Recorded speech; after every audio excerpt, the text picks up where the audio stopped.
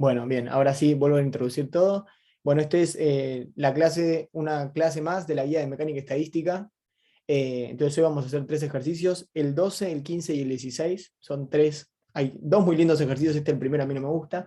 Y bueno, nada. Bien, entonces habíamos empezado a leer esto, ¿no? Entonces tenemos una distribución de velocidades en cierto gas que sigue esta relación de acá, ¿no? Entonces, ya esa distribución es rara porque es distinta a todas las distribuciones que aparecen hasta ahora en la guía, ¿no? Entonces, ¿qué tiene de particular esta distribución?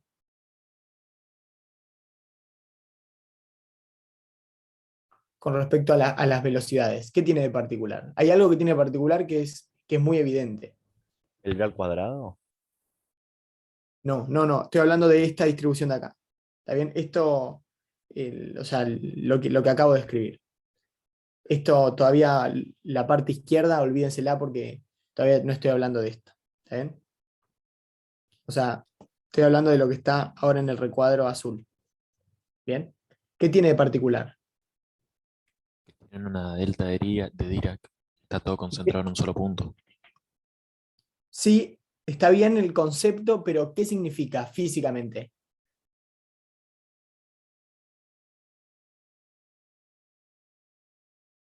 ¿Qué significa físicamente que la distribución de velocidades sea una constante por una delta de Dirac? ¿Que haya una sola, a eso te referís? O sea, Una que sola solamente sea T. una sola velocidad. Tal cual. Entonces esto físicamente significa todas las partículas que están en el gas tienen la misma velocidad. ¿Está bien? C. Y eso es una cosa que no, claramente no pasa, ¿no? Bueno, esto es parcialmente cierto lo que estoy diciendo. Pero si vos tenés una botella con aire, no están todas a la misma velocidad. Entonces es una distribución de velocidades que es muy particular, ¿está bien?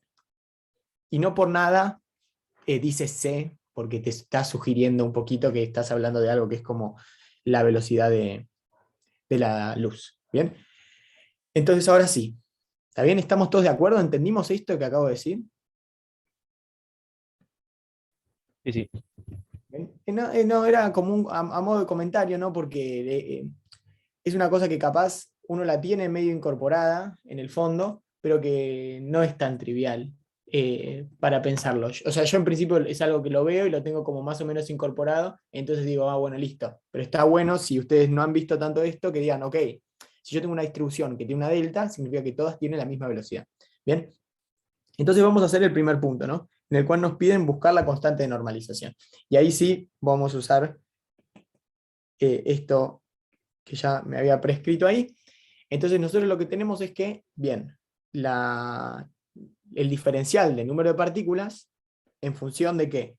Bueno, de la velocidad, del ángulo y de phi, es nuestra función de distribución por b cuadrado de b de diferencial de ángulo sólido. Que esto no es más que qué. ¿Qué era el diferencial de ángulo sólido? ¿Se acuerdan?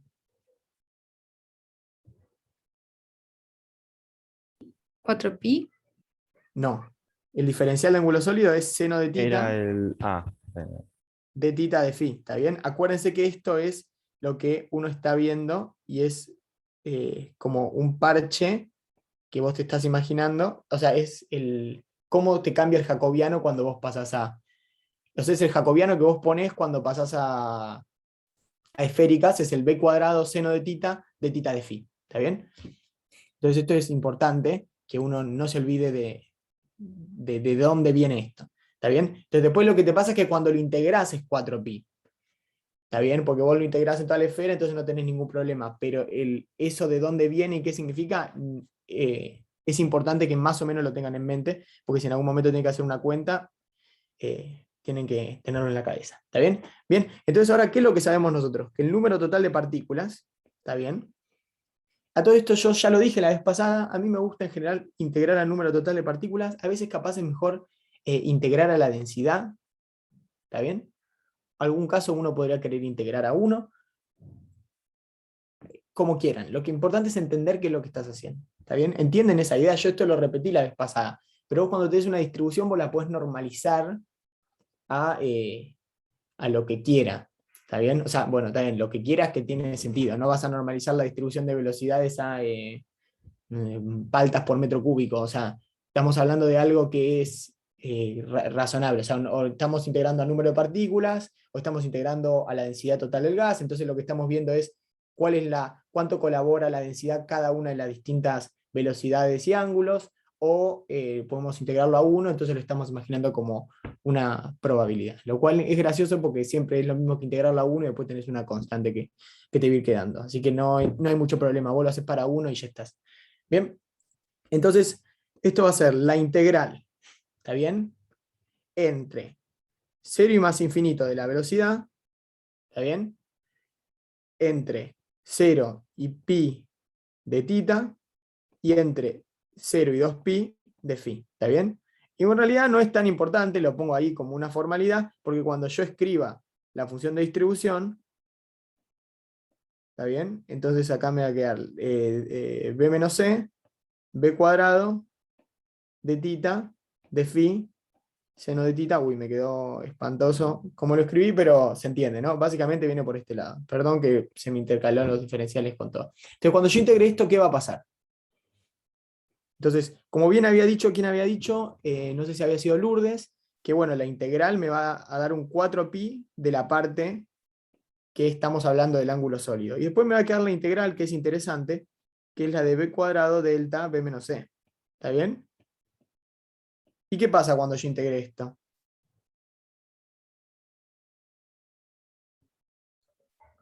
Puede ser que puedas integrar b al cuadrado sola y la delta te queda con una constante que te anula en todo punto que no sea c. Ok, perdón, veo que no estamos familiarizados con qué es la delta de Dirac. ¿No tendría que ¿Saben? quedar c al cuadrado? Bien, sí, pero tal cual, la integral esa es c cuadrado, pero me gustaría saber si todos saben esto, porque alguien dijo algo recién, no sé quién era, creo que Juan Pablo. No, yo no. Sí, sí. Está bien, pero lo charlamos, ¿eh? Si vos no estás familiarizado con cómo funciona la delta de Dirac, lo hablamos, porque no hay ningún problema. Un repaso no me ayudaría. Bueno, está bien, me parece bien. ¿Hay mucha gente que esté en la misma? Me interesa saber, porque Yo, por ejemplo, tener en una integral la delta de Dirac, yo no lo sé resolver, por ejemplo. O no me acuerdo. la delta de Dirac es una distribución, ¿está bien? Esto, cuando uno dice una distribución, tiene una carga matemática que nosotros vamos a ignorar a fines físicos, porque físicamente es muy fácil. Vos tenés una cosa que esté en un punto, ¿está bien? ¿Se entiende? O sea, vos tenés una masa en un punto. Bien, por ejemplo, yo tengo una recta así, y yo tengo una masa acá en este punto. Pero es una masa puntual, es una masa de las masas de F1. ¿Cómo es la distribución, la función de distribución de esto? ¿Está bien? Entonces yo voy a hacer un gráfico abajo como si estuviese pensando qué es mi función de distribución. ¿Está bien? ¿Cómo es mi función de distribución acá? Y vas a tener que ser 0 en todos lados, porque en todos lados que no esté la masa tiene que ser 0, y donde está la masa tiene que ser de alguna forma tiene que ser un pico, ¿está bien? Digámoslo, estamos pensándolo, pensemos que primero que la masa tiene un ancho, ¿está bien? Pensemos que la masa por ahora es real, esa es la mejor forma de pensarlo. Entonces, claro, va a ser un pico así, porque la masa está ahí, y después va a volver a 0, ¿está bien?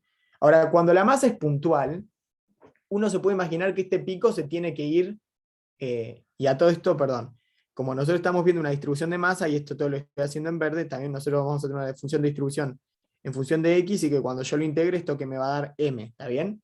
Porque cuando yo tengo una masa por cada punto, cuando yo paso por toda la masa, integré la masa total. ¿Hasta ahí estamos de acuerdo? Sí, sí. Sí, sí. Bien. Entonces, ¿qué pasa si la masa se va haciendo puntual? ¿Está bien? Entonces es fácil pensarlo, la intuición. Cuando la masa se hace más angosta, el pico tiene que ser más alto, porque siempre tiene que integrar a m, perdón. ¿Se entiende? Entonces, imagínense que nos metemos en ese juego. Yo achico la masa, se agranda la distribución, achico la masa, se agranda la distribución, pero si yo la masa, el ancho que tiende a 0, o sea, la masa tiende a ser puntual, entonces el pico tiende como a irse infinito, por decirlo de alguna forma. ¿Está bien? Pero nosotros queremos que pase esto. ¿Bien? O sea, nosotros queremos que siga pasando eso. Entonces, ¿cómo resolvemos esto? Bueno, la forma física es bastante tonta, entonces supongamos que la masa está en 0, ¿está bien? Entonces lo que se inventaron es la delta de Dirac, ¿está bien? Dirac, todos sabemos quién es Dirac. Entonces la delta de Dirac lo que te dice es que vos, tu función de distribución, en el caso que tenés una masa puntual en 0, vos la vas a escribir así. M por delta de X. De X. ¿Se entiende? Entonces, ¿qué es la delta? ¿Está bien? La delta es una función, y esto cuando vos lo integres te va a dar M. Entonces la delta es una función que no es cierto decir vale 0 en todos lados y 1 en el lugar ese, porque para hacer una distribución creo que tiene que tener algunas propiedades. Pero básicamente lo que significa la delta de Dirac es que integra así. ¿Está bien? Cuando vos integrás la delta de Dirac, a vos te da 1. ¿Está bien? Ahora, esperen que voy a volver a bajar esto de acá. Uy.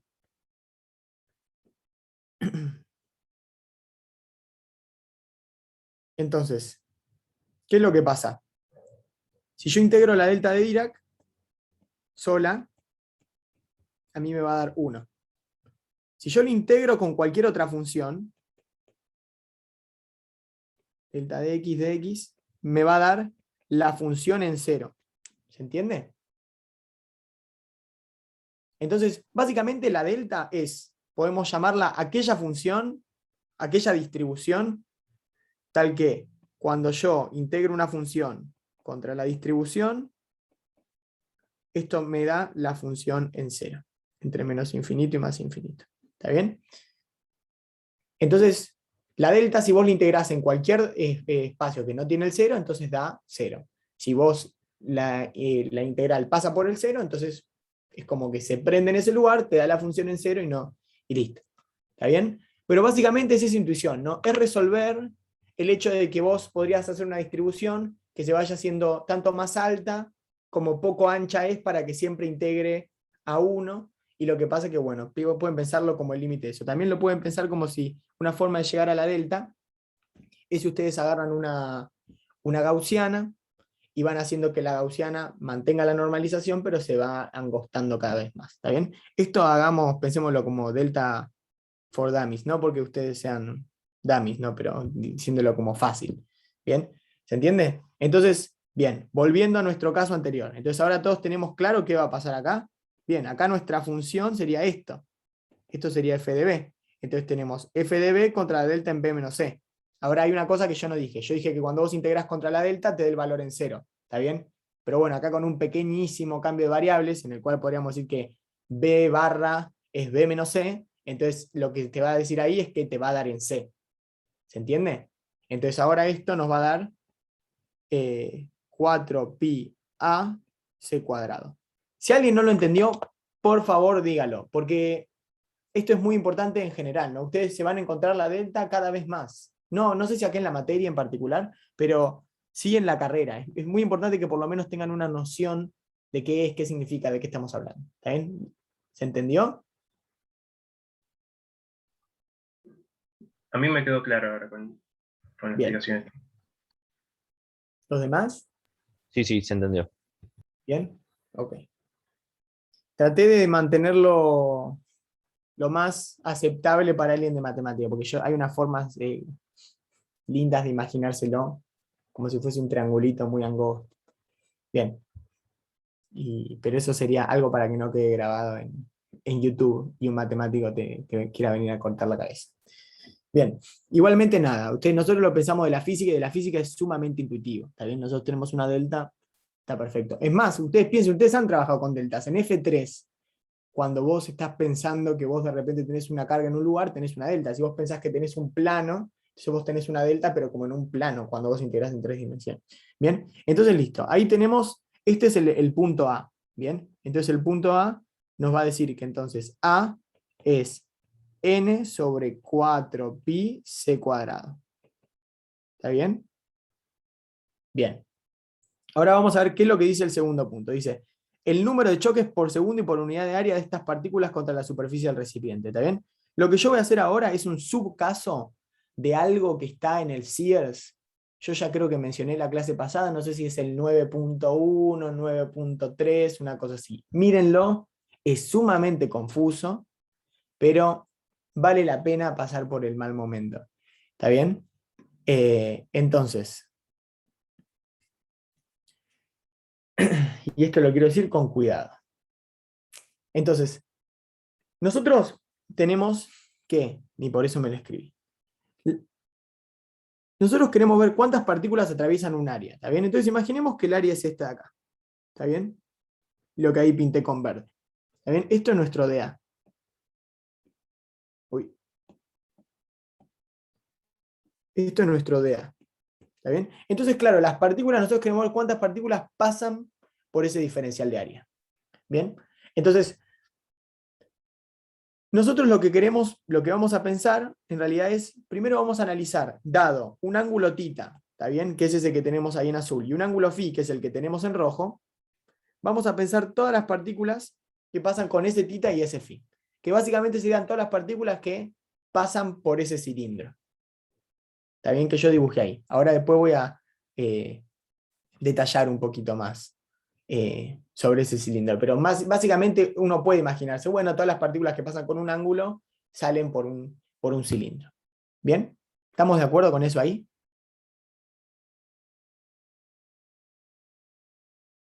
Sí, sí. Excelente. Ahora,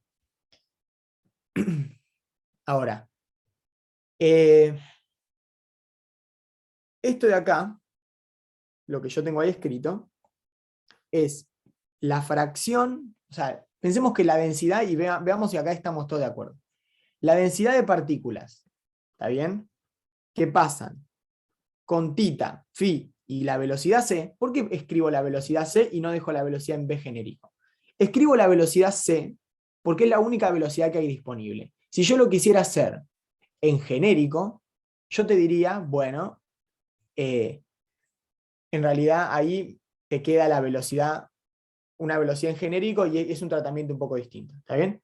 Entonces, si se fijan, yo tengo mi normalización, ¿está bien? Que mi normalización está acá metida, ¿está bien?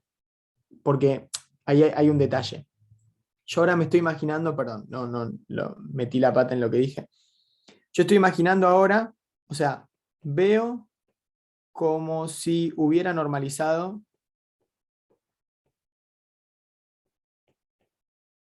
a la densidad, ¿está bien? Entonces ahí con ese n chiquita que tengo a la derecha de todo y este factor de acá, entonces yo tengo mi normalización, ¿está bien? Entonces yo voy a ver para un θ y un φ particular que yo elijo cómo es mi número de partículas que tengo por ahí. ¿Está bien? ¿Estamos de acuerdo? O sea, normalización tiene sentido que dividiste por n, ¿eso estás diciendo? No, es como si hubiese dividido por el volumen. ¿Está bien? Ah, Es listo, como si hubiese genial. tomado lo mismo y dividí por el volumen. Pero acá lo que tiene es que conceptualmente es un poquito distinto. Por eso los invito fuertemente a que vean el CIELS. Porque lo que acá yo me estoy imaginando es que esto es toda la componente que me da los ángulos, o sea, lo relativo a los ángulos. A los ángulos. Y después la parte que me queda acá, que es la n, en realidad lo que sería la porción de la densidad que te la da una velocidad v particular. ¿Está bien? Entonces, nada, no quería que perdieran eso en la cabeza. ¿Por qué la porción de la densidad que me da una velocidad v en particular, cuando yo veo la velocidad c es n? Y bueno, es evidente, porque la única velocidad que hay es la que tiene c. Entonces, por eso dejo la densidad, por eso dejo n chiquita. ¿Está bien? Bien. Ahora, si yo quisiera saber el número de partículas que yo tengo, bien, ¿cómo lo calcularían? O sea, yo si tengo una densidad, ¿yo qué necesito para saber el número de partículas? Yo tengo densidad de partículas. El volumen. Necesito multiplicar por un volumen, ¿está bien? Entonces, la pregunta ahora sería, bueno, ¿cuál es el número de partículas que yo tengo con un θ y con un φ? Saco el c porque, bueno, no necesito el c, ya, ¿está bien? Porque como es la única velocidad que hay, Lo dejo así. Entonces ahora acá hay una cosa que es bastante piola, que es que el largo de este cilindro, ¿cuánto es? C por delta T. Y ahora vamos a ver que todos entiendan esto. Yo me estoy imaginando que yo tengo una superficie, que es de A, y yo dije que todos los que salgan van a estar por este cilindro. ¿Está bien? Bueno, se me achicó el cilindro. Y yo digo que este cilindro tiene tamaño largo C por delta T. ¿Está bien? Tiene C por delta T porque yo lo estoy viendo en particular en... ahora yo voy a ver en una unidad de tiempo particular. Entonces, claro, yo en realidad quiero saber el número de partículas, me lo estoy imaginando en un diferencial de tiempo. ¿Bien? Entonces, es razonable que C por delta T, ¿por qué? Porque cuando yo empiece, por ejemplo, las partículas que tiene C, va a haber una que va a estar capaz pegada acá. Entonces, cuando se mueva, va a llegar hasta acá. Va a haber una que va a haber estado, no sé, acá. Y cuando se mueva, va a haber llegado hasta acá. ¿Está bien? Todas con el mismo ángulo, el mismo θ, el mismo φ. Y lo que pasa es que la que justo está más lejos de todas, que va a estar en un cilindro que no me entra, pero que estaría como a esta altura, va a estar acá y va justo a terminar acá. ¿Está bien? Entonces por eso yo me imagino que están en un cilindro de C por delta T. ¿Está bien? Y como están en un cilindro de C por delta T, entonces el volumen de ese cilindro, o sea, el delta de volumen que yo voy a tener, esto se me está pegando todo, entonces voy a borrar. Entonces yo voy a decir que el volumen que yo tengo, ¿qué va a ser? C por delta T por coseno de θ, ¿está bien? Por diferencial de área. ¿O no? Sí, sí, se entiende. ¿Bien? Diferencial, ahí puse diferencial, no tenía que poner un diferencial, tenía que poner un delta, porque lo estoy haciendo todo estoy imaginando todo como en fracciones que yo puedo ver. Entonces ahora es fácil, ¿no? Porque yo tengo que el número de partículas con θ con φ que yo veo, ¿está bien? En un cacho de tiempo que yo elijo, va a ser 1 sobre 4pi, seno de θ, coseno de θ, no me quiero perder, C por delta T, delta θ, delta phi, delta A. ¿O no? Y me falta algo, me falta un n, me falta el n. Aquí está. ¿Está bien? ¿Estamos de acuerdo? Y si nada más multiplicaste por el volumen, sí. Sí, multipliqué por el volumen, o sea, está bien, es razonable. Entonces, igual estas cosas, viste, que son, no sé si conocen ese mago que se llama René Laván, una cosa así, que te dice no se puede hacer más lento, entonces vos creés que lo entendiste, después lo querés hacer solo y estás mirándolo y decís no entiendo qué pasó acá. Bien, pero bueno, por eso hay que hacerlo despacito y con tranquilidad. Bien, entonces, yo ahora puedo agarrar y escribir el número de partículas, o sea, sería el número de, porque aparte nos preguntan el número de choques, y el número de choques es lo mismo que decir, hacer un circulito y ver cuántas pasan, porque todas las que hubiesen pasado hubiesen chocado, ¿está bien? Por eso estamos viendo básicamente la misma lógica. ¿Bien? Entonces, si yo lo reescribo así, entonces a mí me va a quedar C sobre 4pi por n, seno de θ, coseno de θ, delta θ, delta phi. ¿Está bien? Entonces ahí nos estamos viendo el número de choques que pasan por unidad de área por unidad de tiempo. ¿Está bien? Si ahora pasamos todo a diferenciales, ¿está bien? Esto es bastante intuitivo, pasar a diferenciales y decir, bueno, lo voy a ver todo como si fuese, ahora sí, en forma diferencial. Y acá hay una pregunta que les hago. Voy a tener que integrar, ¿o no? Para saber el número de choques totales, porque ahora estamos viendo solo el número de choques para un θ y para un phi. ¿No? Entonces, o sea, ahí spoileé un poquito la pregunta que yo hacer. ¿Cómo voy a saber? A ver, cuántos son los que entran en un área en particular. ¿Cómo voy a yo hacer esa cuenta? ¿A alguien se le ocurre? Porque ahora lo estamos viendo solo para un θ y para un phi. Ahora no queremos eso, queremos ver para todos los θ y todos los phi que pueden atravesar esa área en el sentido que a nosotros nos interesa, ¿está bien? ¿Alguno se entiende a lo que voy con mi pregunta? A ver, yo creo que vos tenés que integrar si vos querés un elemento de área, siempre tenés que integrar, o sea, en phi, siempre de 0 a 2pi, ¿o no? En phi entre 0 y 2pi, tal cual.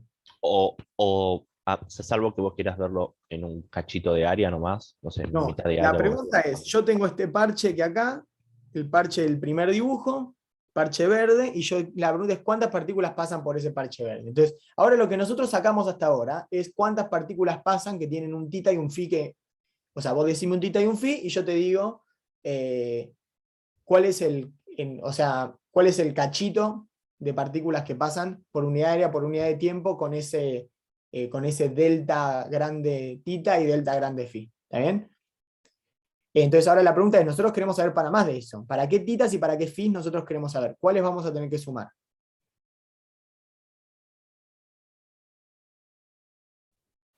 O sea, nosotros tenemos que contar qué titas y qué phis para saber cuántos atraviesan esa superficie, cuántos chocan esa superficie.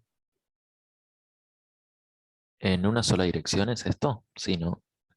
Bueno, podemos imaginárnoslo, que es, porque es lo que nos pedían, me parece, en la consigna, que chocan contra la superficie del recipiente, tal cual. Entonces ahí Tomás dijo algo clave. Nosotros solo queremos las que van en un sentido, no queremos las que van en el sentido contrario porque no hay del otro lado partículas. Entonces, bien, Tomás, entonces estás ahí, estás a Entonces sería tita entre menos pi y pi y entonces phi vos en me 2pi.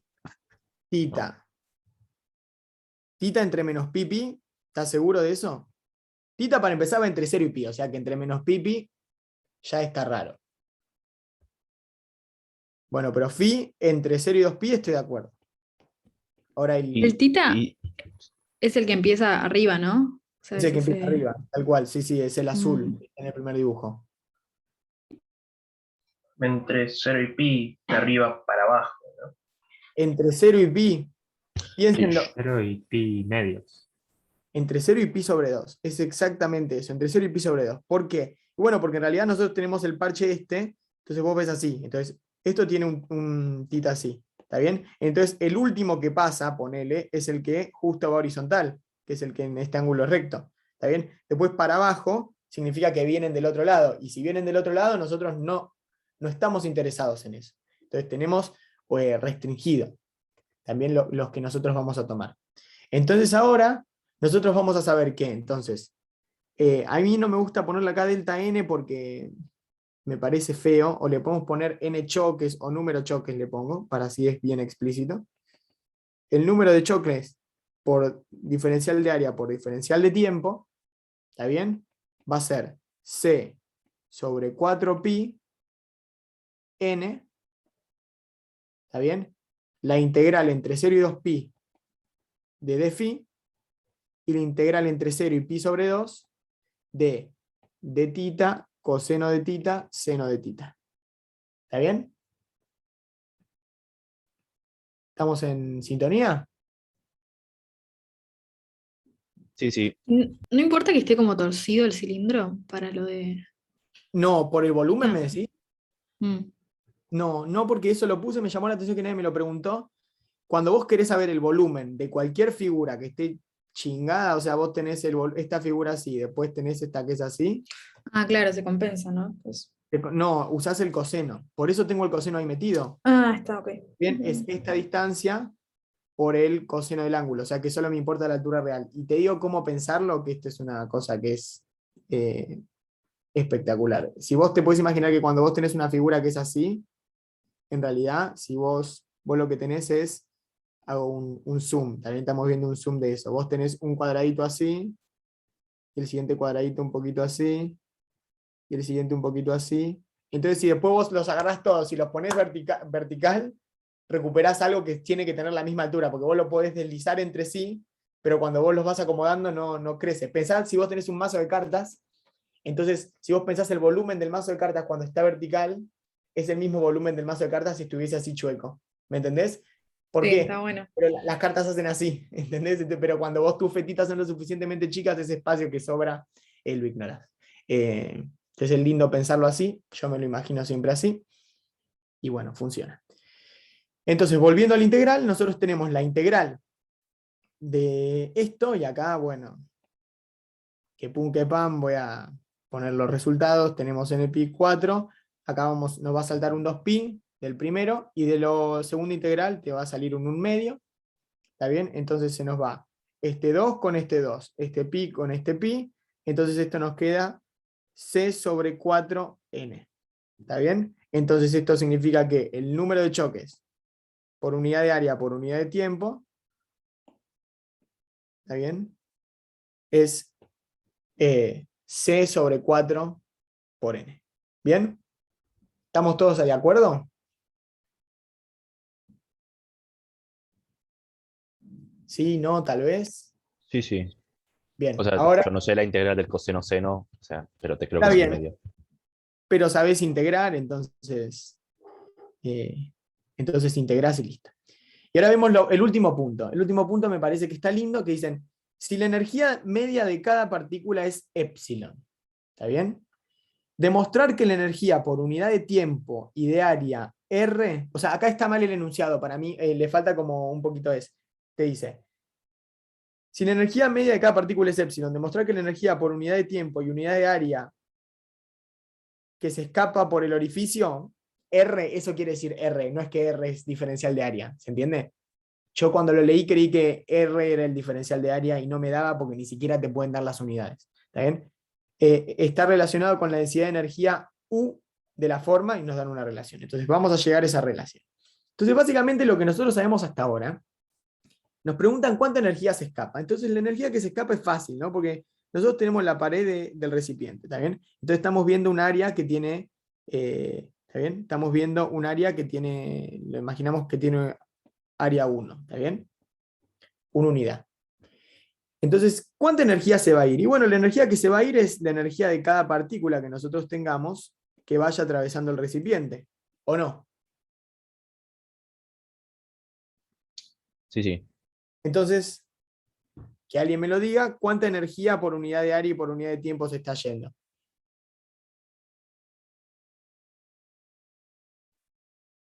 Esto es fácil, ¿no? ¿Sería la sumatoria de la energía cinética de cada partícula? Claro, nosotros tenemos que acá que cada partícula tiene energía epsilon. Yo no diría la energía cinética de cada partícula. Te dicen a vos que tienen energía epsilon.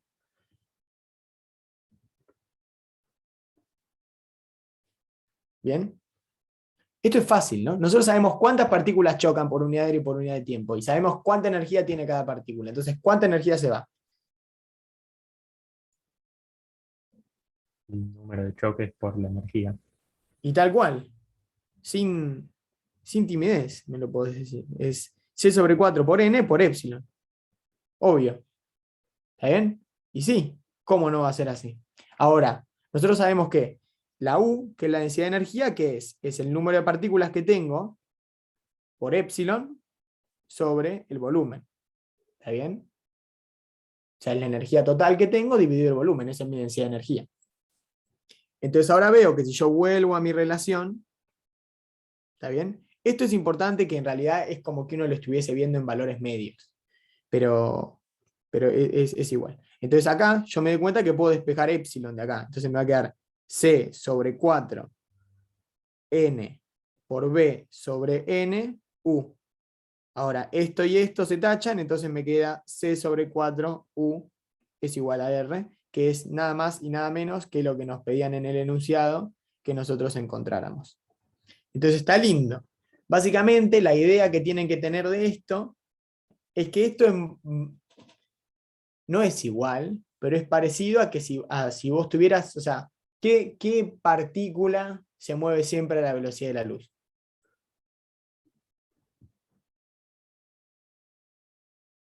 Esto es tramposo, ¿no? Porque no lo vieron, pero así. ¿Cómo, Dale, perdón, Juli? Que Justo hay se me una cortó. partícula que se mueve siempre a la velocidad de la luz. ¿Cuál? El fotón. El fotón. Entonces, claro, si yo tengo una caja con fotones, yo tengo un agujero en la caja con fotones, uno podría pensar que estaría viendo algo parecido a esto. ¿Está bien? Entonces eso es para pensar. ¿Por qué para pensar? Porque esta materia van a ver cosas así. Una caja con fotones, ¿no? Si tengo una caja con fotones, más o menos. Entonces, está bueno que lo piensen. Pero esto, no me acuerdo si el resultado después esto se mantiene. Estoy tratando de acordarme si en valor medio esto vale. Pero vos lo que podrías pensar es que tenés un gas de partículas que se mueven todas a la misma velocidad, y si vos sabés la energía media o la densidad de energía que vos tenés en el recipiente, entonces vos sabés cuánta energía se va por un agujero. ¿Está bien? Entonces está bastante lindo, ¿no? Porque es como una cajita así. ¿Está bien? Que acá tenés todas las partículas y vos estás calculando cuánto se te está yendo de energía así. ¿Está bien? Bastante lindo. Bien, ¿estamos en sintonía? ¿Alguna duda de este ejercicio?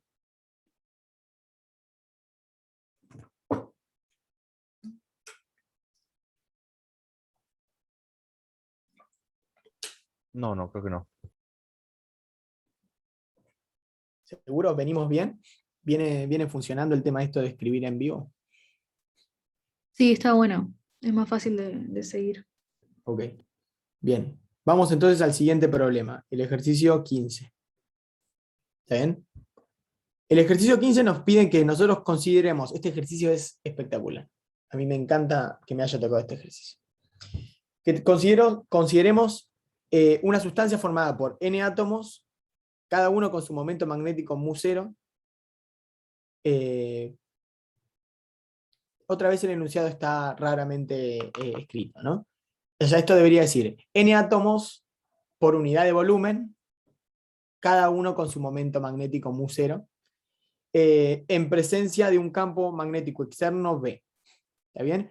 Y la sustancia se encuentra en equilibrio térmico con una fuente a temperatura T, y los momentos magnéticos pueden alinearse solamente paralelos o antiparalelos al campo, despreciando la interacción entre átomos vecinos y considerando los átomos fijos. Entonces, esto que parece tan raro, es una guía de F4, pero vamos a ver que tiene un montón de cosas re lindas y vamos a charlar un rato.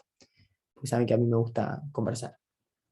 Bien, entonces, básicamente nuestro problema es este, ¿no? Nosotros tenemos, y voy a ser bastante tendencioso en mi dibujo.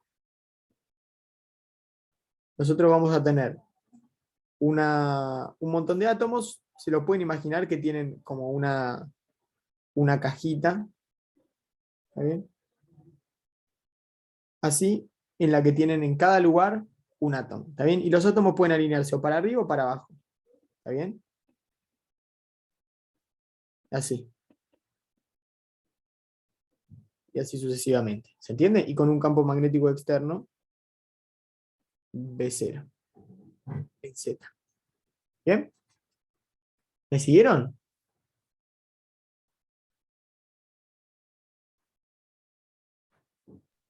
Sí, sí. ¿Se entiende? Entonces no parece muy loco este problema. Y ojo, acá yo lo dibujé como si fuese un plano 2D, pero piensen lo siguiente, como no nos importa, bueno, y o sea, a nosotros nos dicen que no nos importa la interacción con los vecinos, ¿está bien? Entonces que este átomo, por ejemplo, está bien, ¿no? Este tiene un átomo cualquiera, pero estamos hablando de uno en particular, no sé, el átomo Juan Carlos, solamente ve el campo magnético, ¿está bien? No ve a su vecino de acá al lado, ¿está bien? Solamente ve el campo magnético general. Bien, entonces lo que estamos viendo es un modelito de super juguete de algo que vamos a ver que en realidad es un sistema físico, que va muy útil para pensar. ¿Está bien? Entonces básicamente no es muy loco, lo pensamos así, está todo piola. ¿Está bien? ¿Se entiende? ¿Se entiende la idea del problema? Entonces lo primero que nos piden es calcular el número de átomos por unidad de volumen con su momento magnético paralelo al campo y el número de átomos con su momento magnético antiparalelo al campo. ¿Está bien? Yo voy a ir haciendo mi camino en el problema. Entonces, lo primero que tenemos que escribir, ¿qué es? O sea, nosotros decimos que esto va a seguir, perdón, creo que decía que seguían la estadística Maxwell-Boltzmann. ¿Está bien? Pero sigue la estadística Maxwell-Boltzmann. Entonces, mi primera pregunta es, cuando vos querés agarrar y resolver un problema, ¿está bien? Y ver en función de la estadística Maxwell-Boltzmann, ¿qué es lo primero que vos tenés que hacer? O tenés que saber cómo es. ¿Cómo es la distribución de Maxwell-Boltzmann? Si alguien me la puede decir.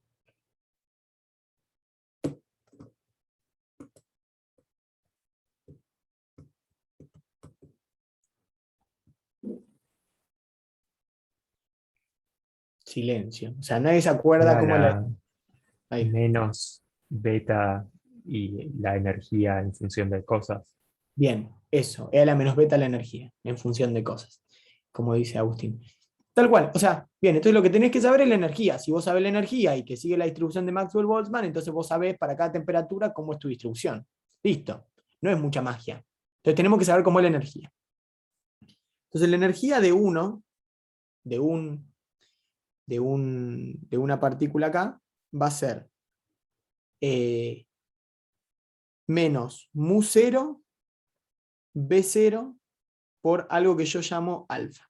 ¿Está bien? Y alfa, por lo que te dice el enunciado, tiene que ser o 1 o menos 1. ¿Está bien? Alfa solo puede ser o 1 o menos 1. Entonces, ¿qué es lo que quiere decir esto? Que cuando vos tengas, por ejemplo, tu campo magnético, ¿está bien? Y tu partícula antiparalela, entonces tu energía, o sea, tu alfa va a ser un menos 1 y tu energía va a ser alta. ¿Está bien? Entonces pongo alta energía. Y en cambio, cuando vos tengas las dos cosas alineadas, vamos a tener baja energía. ¿Bien? ¿Estamos en sintonía?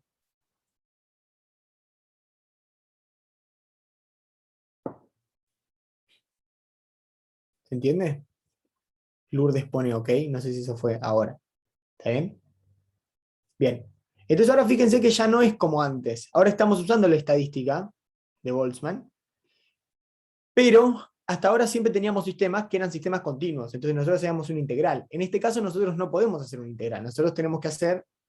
o sea, es algo que es discreto, totalmente discreto. ¿Se entiende? ¿O no se entiende? ¿Me siguen o no? Sí, Necesito... tenés solo dos estados posibles, no es como Claro, que tenés está bien. muchas velocidades. Entonces, en realidad, nosotros ahora vamos a decir que la cantidad de partículas que nosotros tenemos en estado arriba o en estado abajo, ¿está bien? Van a ser, que en realidad eso depende del alfa, que uno puede llamar sugestivamente S, que esto es algo que van a ver más adelante. Entonces uno puede decir que va a ser una constante por E a la menos beta por menos mu0 B0 alfa. ¿Está bien? ¿Estamos de acuerdo? Que acá en realidad no es de diferencial. Lo pongo para que ustedes lo piensen en los mismos términos que tenemos antes. ¿Está bien? Esto no es un dn. Esto es directamente el número de partículas, porque no es un diferencial que uno integra. ¿Está bien? Entonces, el número de partículas que tenemos así, y entonces esta S puede ser, claro, o voy a poner sugestivamente los nombres, o un medio o menos un medio. O sea, son dos cosas, algo binario, o arriba, abajo, 1, 2, un medio, menos un medio, lo que sea. ¿Bien? Esto lo digo así sugestivamente porque cuando vayan más adelante en la materia van a ver que eso tiene una razón de ser. Bien, entonces ahora simplemente repetimos el mismo proceso. ¿Cómo sacamos la constante de normalización? Bueno, nosotros sabemos que tenemos una densidad determinada de partículas. A todo esto yo voy a usar n grande como densidad de partículas, ¿está bien? Está bien, voy a usar n grande como densidad de partículas en vez de, bueno, no, uso la n que corresponde. Pasa que siento que voy a estar luchando con lo que a mí me sale hacerlo rápidamente. Entonces pongámoslo así. ¿Está bien? No, mentira, no. Voy a hacerlo con la n grande. ¿Está bien? Y la n grande es la densidad. Bien. Entonces,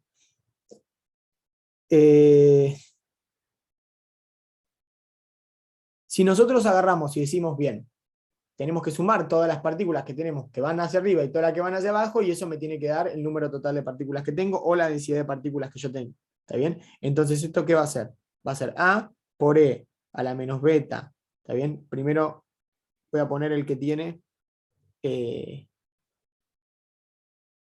más. ¿Está bien? Mu0 B0 más E a la menos beta mu0 B0. ¿Está bien? ¿Y esto qué es lo que tengo entre los corchetes?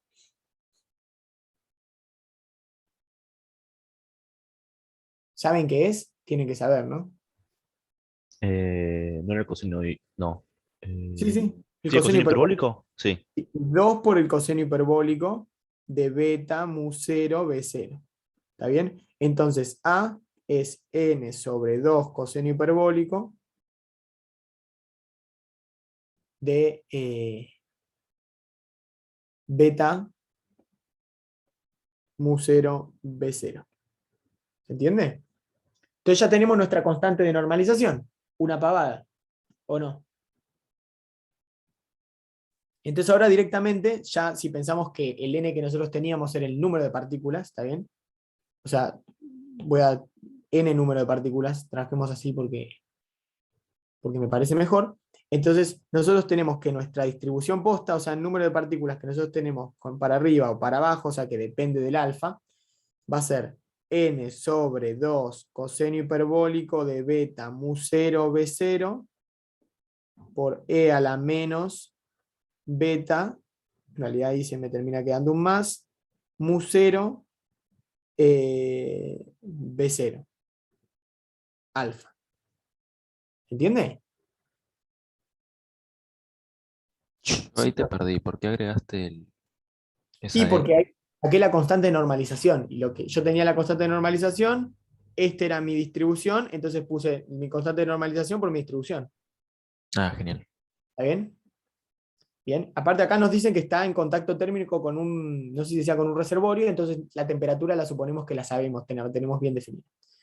Julián, perdón, yo me mareé un poco con la notación. O sea, la N sola es el número Número de partículas. de partículas y la que tiene las flechitas.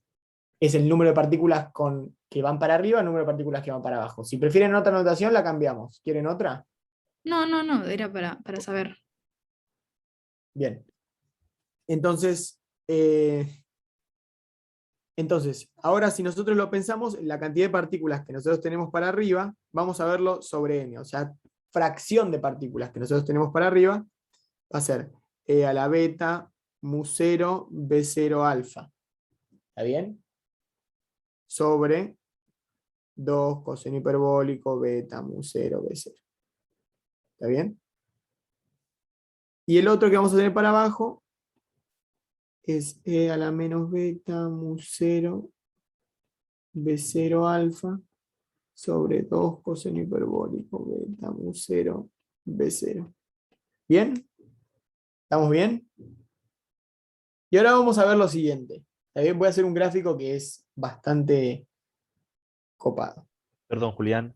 Sí, A uno le pusiste una exponencial con más y otra con menos por la definición que le diste a alfa de que vale 1 o menos 1. sí, tienes razón, no tenía que poner el Ah, alfa. listo, era eso, gracias.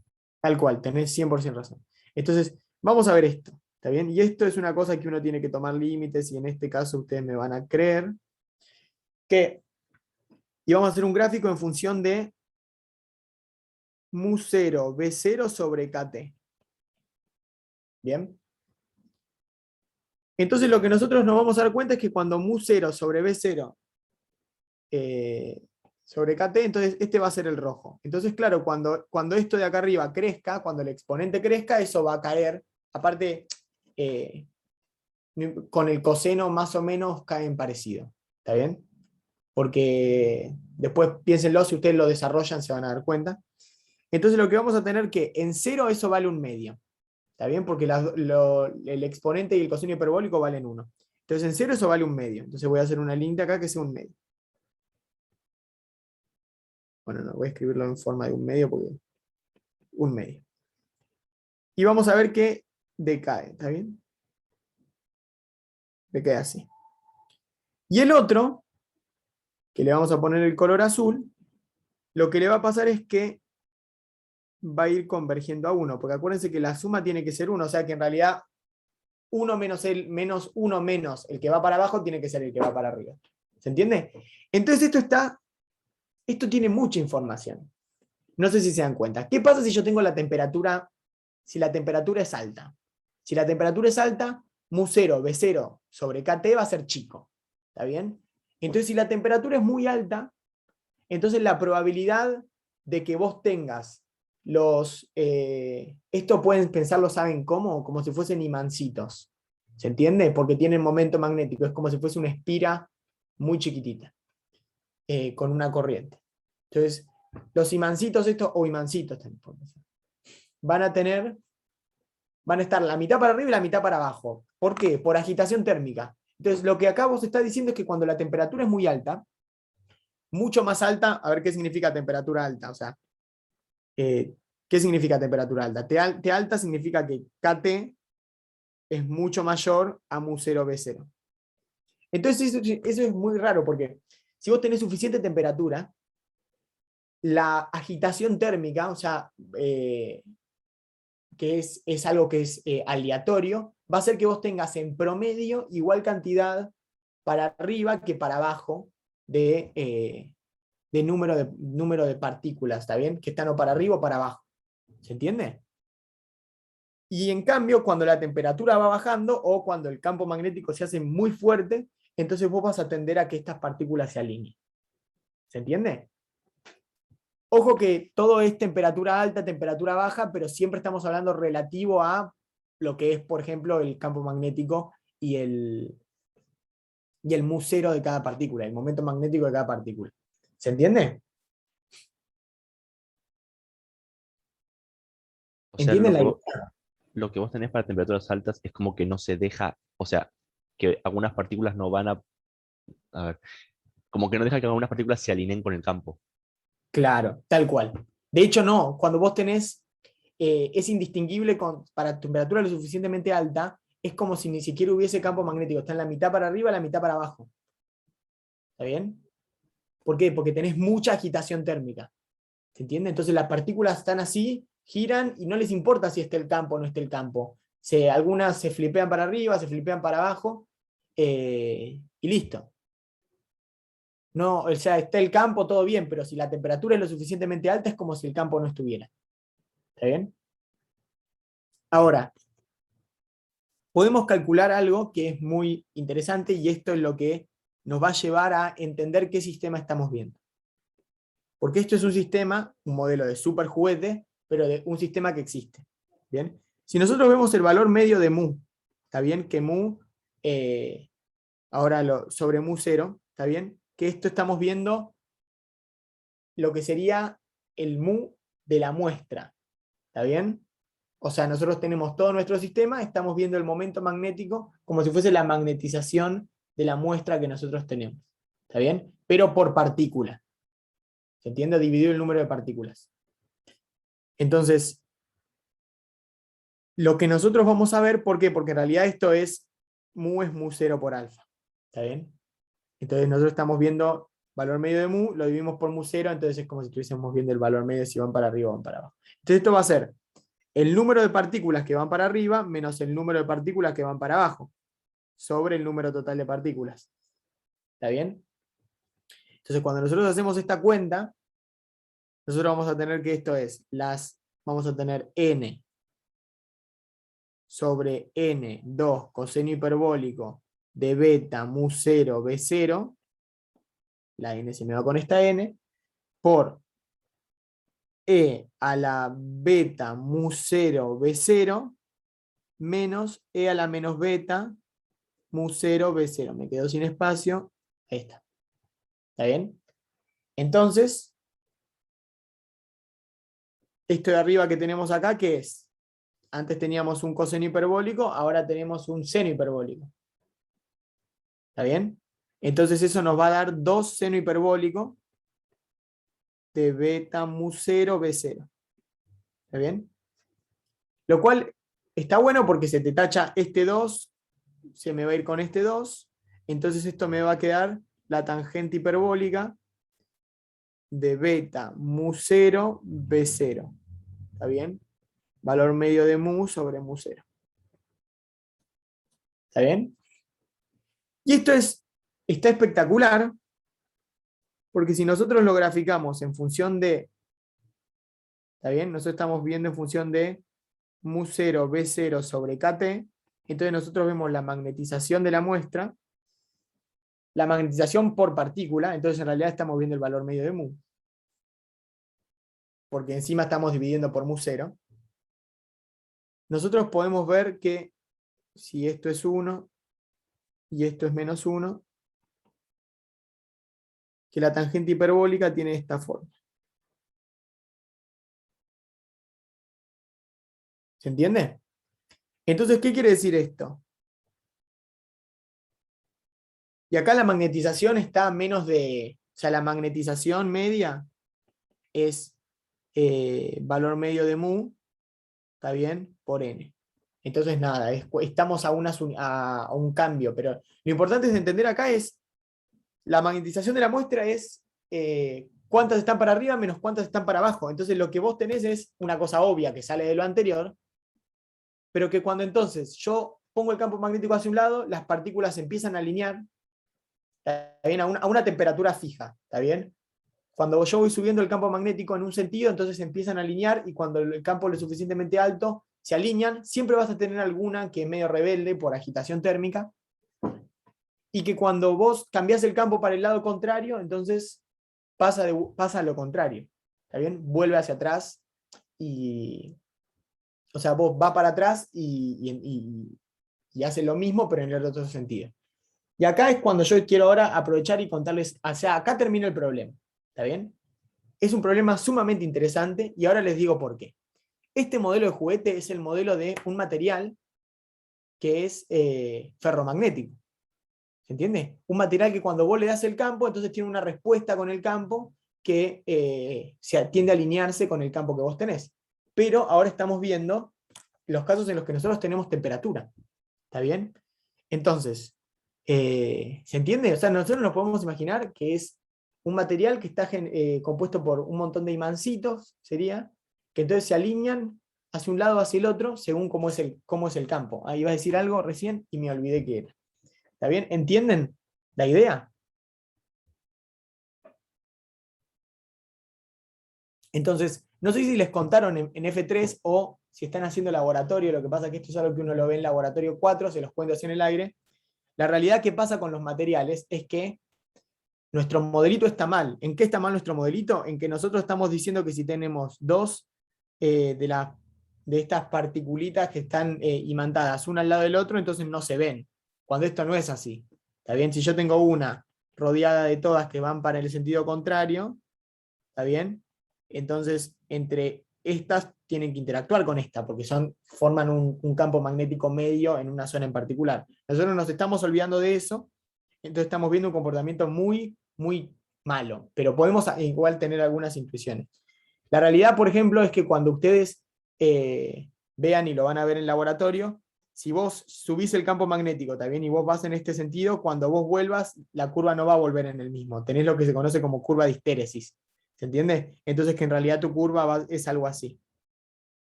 ¿Se entiende? ¿Por qué pasa esto? Y bueno, porque por más que vos cuando lo vas moviendo tiene cierta inercia el material, en que cuando ya estuvieron todos alineados en un sentido, entonces tratan de seguir alineados en ese sentido. ¿Se entiende? Entonces cuando se entiende lo que voy, ¿no? Entonces vos vas a necesitar un campo magnético, por ejemplo, negativo, un poco más grande para romper la alineación que vos tenés. ¿Se entiende? ¿Entienden la idea? Es una cosa que es un fenómeno que es bastante lindo, el tema de la curva de histéresis. ¿Está bien? Si la vas recorriendo así, si no me equivoco. Y una cosa que es genial es que esto también es lo que pasa con las rocas. No sé si... Acá no hay geólogos, me parece.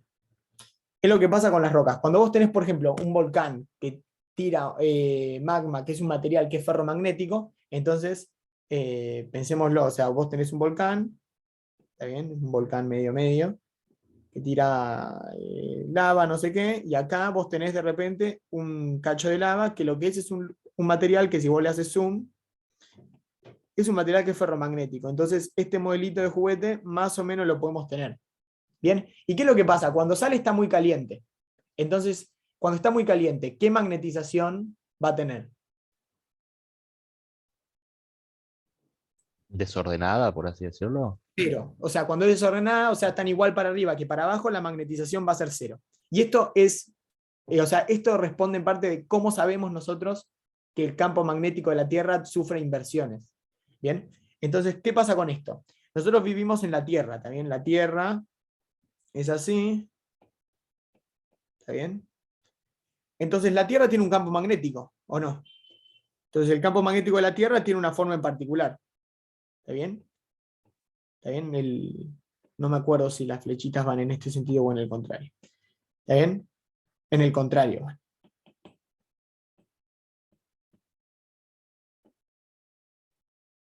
¿Está bien? No me acuerdo en cuál van. Estoy como con me hice un bache. Si la brújula apunta hacia arriba... Sí, si sí, me sí, pide- sí, está bien. Creo que es así. Sí, porque si la brújula apunta hacia arriba, pero no, capaz la brújula tiene el imán al revés. O sea, pero bueno, supongamos que es así. Entonces, claro, si la roca esta fue en un volcán, no sé, que está en Hawái, o sea, que está acá, entonces la roca ve un campo magnético en un sentido. Entonces, cuando la roca se empieza a enfriar, digo roca porque así le dicen los geólogos, ¿no? Cuando se empieza a enfriar, entonces, de repente, van a dejar de estar moviéndose y nosotros vamos a estar yendo a, veamos la curva de magnetización, o sea, cuando está muy caliente vos empezás acá y cuando se empieza a enfriar, por ejemplo, vos te empezás a mover para acá. Entonces vos vas a terminar con una magnetización. Entonces, si hubo erupciones, vos sabés, vos viendo rocas en algunos lugares en particular, vos ves que medís la magnetización y les cambió la magnetización. ¿Está bien? Eso quiere decir que algunas estuvieron, por ejemplo, en un momento en el que la Tierra tenía el campo magnético, o sea, si vos tenés una roca enorme y al lado tenés otra,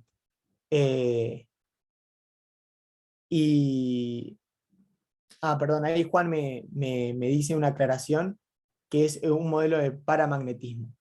No sé qué estaba diciendo antes. No, yo había dicho que es un modelito muy de juguete. Juan, si querés, igual puede hacer un comentario, de un material que tiende a alinearse con el campo magnético cuando, cuando, cuando uno le pone el campo magnético. También que eso es un material que es ferromagnético, ¿no? En realidad, Em, bueno, acá no, simplemente una aclaración. Este es un modelo de sólido paramagnético, un modelo de paramagnetismo. Para que uno quisiera describir un material que fuese ferromagnético, que presenta magnetización espontánea a partir de una determinada temperatura, uno necesitaría meter interacciones en el sistema. claro, Y eso acá lo no lo comenté. estamos haciendo. O Claro. sea, es un modelo de sólido paramagnético. Solamente me levantó un momento, entonces no sé bien qué era lo que No, estabas diciendo. yo dije una cosa que entiendo que con lo que decís que no es correcta, que es que yo dije que es como si fuera un modelito ferromagnético, pero tal cual no. O sea, lo que quise decir en el sentido de que cuando vos le pones un campo magnético, entonces responde a favor del campo magnético. ¿Está bien? Entonces, quise decir eso. Entonces, eso significa que es paramagnético, Juan, ¿o no? Sí, es paramagnético. Perdón, se me confundieron las palabras. No pasa Digo, nada. igual conté lo de las curvas de histéresis, y las curvas de histéresis sí suceden para un material que es ferromagnético, pero cuando comenté eso, no sé si preguntabas por qué habías visto eso, dije que en la realidad lo que pasa cuando vos tenés un material que es ferromagnético, entonces sí vos tenés que tener en cuenta las interacciones entre unos y otros y demás, entonces bueno, ahí la historia se vuelve otra, por eso tenés... Mira, justo me senté cuando vi lo de las curvas de histéresis. Chau, Carlos, nos vemos el viernes. Justo vi lo de las curvas de histéresis y vi que dijiste la palabra ferromagnético, entonces no sabía si estabas comentando los distintos tipos de materiales o si estabas No, diciendo... no, tal cual. Creo que en algún momento, si no me equivoco, dije antes que esto era un modelito de juguete para algo ferromagnético, pero no, es un modelito de juguete para algo paramagnético. Justamente el ferromagnético sería el que sin campo magnético tiene una magnetización espontánea. Lo que pasa es que con este modelo es como que ni siquiera podés distinguir entre ferromagnético y paramagnético, o sea, no tiene ni sentido. Si el mundo fuese así, como este modelo, no tendrías nunca magnetización espontánea si no tenés un campo magnético. Y para que les quede a los chicos en el marco de termodinámica,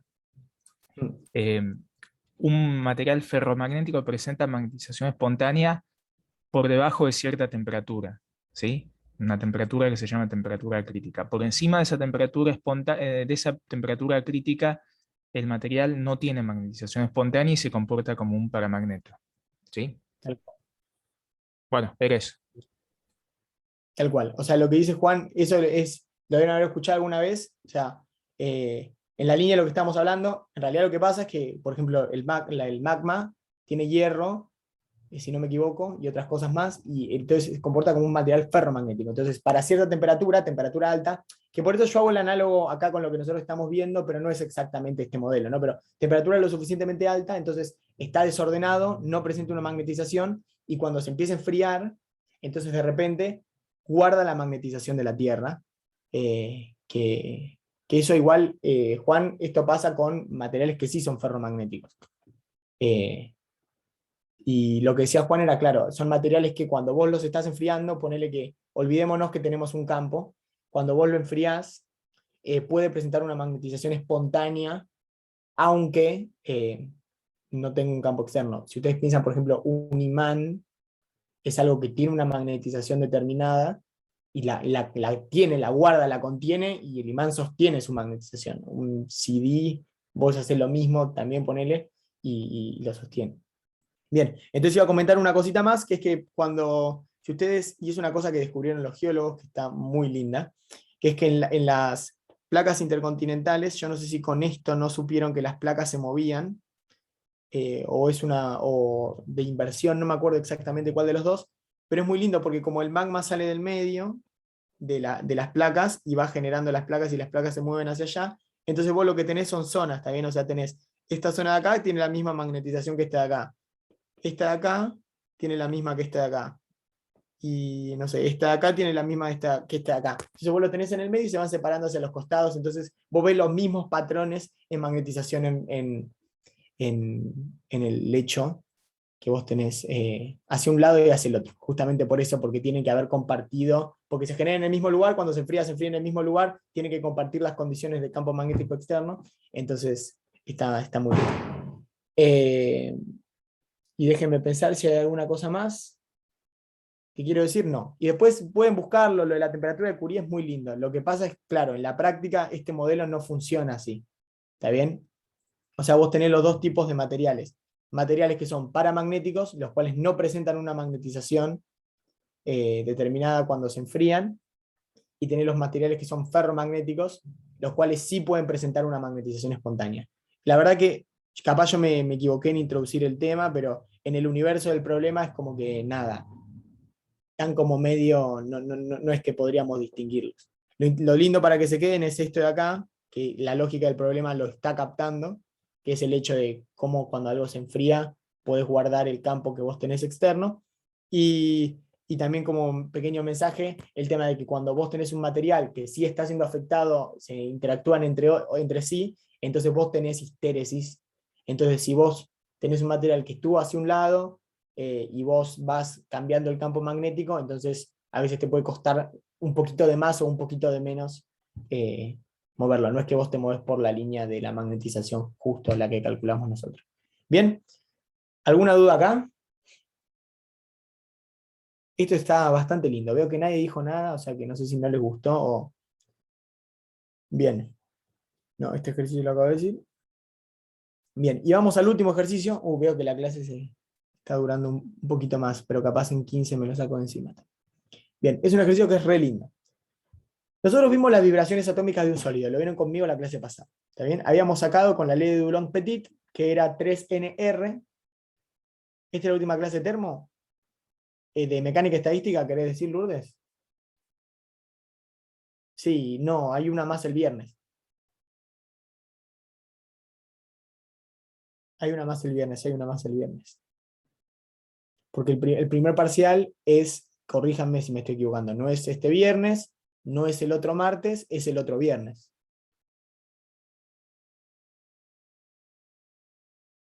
El 24, hoy es 15.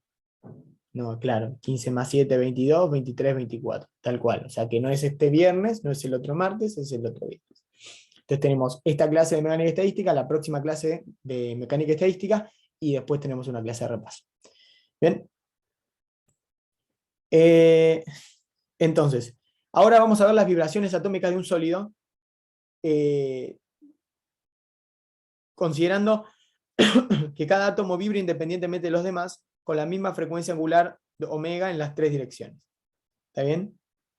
el sólido compuesto por n átomos es igual a que si nosotros tuviéramos 3 n osciladores cuánticos unidimensionales. Esto ya lo van a ver después. Nosotros vamos a imaginarnos un oscilador cuántico. ¿Está bien? Un oscilador cuántico, para que se den una idea, es imaginarse que ustedes tienen un potencial que es armónico, ¿está bien? O sea, que en función de la posición es proporcional a x cuadrado, y nosotros tenemos una particulita acá, ¿está bien? Entonces, claro, oscila. Es lo mismo que nosotros tenemos clásicamente, pero cuánticamente tiene sus diferencias, ¿está bien? ¿Cuál es la diferencia que tiene cuánticamente? Es que, entonces, acá, y nos lo dicen acá en el enunciado, ¿no? Que las energías van a ser En igual a H barra es H sobre 2pi, ¿está bien? Donde H barra, y si no me equivoco, es la primera vez que lo escuchan en toda la carrera. Es la constante de Planck. H es la constante de Planck. H barra es la constante de Planck sobre 2pi. ¿Está bien? Entonces tenemos H barra omega por n más 1/2, y n pertenece a los números naturales con el 0. ¿Está bien? Entonces, claro, lo que te pasa es que no puedes tener cualquier energía, como si te pasa en un oscilador. En un oscilador, me da lástima porque siento que es un spoiler de cuántica, pero aún así lo van más o menos incorporando. Capaz es por eso que existe este ejercicio acá. O sea, vos tenés un oscilador y el oscilador vos le podés poner la energía que quieras. Cuando vos tenés un oscilador cuántico, vos no podés poner la energía que quieras. Vos le pones o h barra omega sobre 2, o 3 medios h barra omega sobre 2, o 5 medios h barra omega sobre 2, y así sucesivamente. ¿Bien? Entonces, ahora sí, tenemos que la fracción de partículas que tenemos con una energía, o sea, con un n particular, ¿cuál va a ser? Y bueno, va a tener que ser a e a la menos beta, la energía, ¿no? Y la energía es h barra omega por n más 1/2. Lo mismo que venimos haciendo hasta ahora.